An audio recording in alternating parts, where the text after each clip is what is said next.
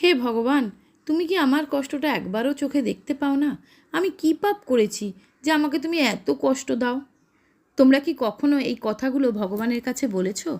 পুজো করতে করতে অথবা একান্তে বসে চোখে জল নিয়ে, যখন খুবই কঠিন পরিস্থিতি এসে পড়ে? আমার সাথেও এরকম হয়।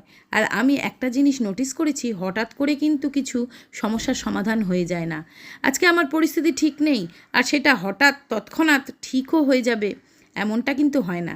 তার জন্য হাত পা মাথা চালাতে হয়, কিছু তো করতেই হবে।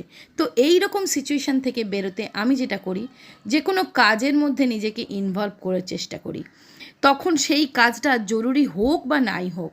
কারণ ঠাকুরই তো বলেছেন না, কর্মই ধর্ম।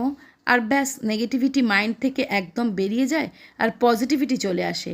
একবার এই ট্রিক্সটা তোমরাও চালু করে দেখো। আর এই পনির রোলটা অবশ্যই ট্রাই করো। ভালো লাগলে লাইক, শেয়ার, সাবস্ক্রাইব।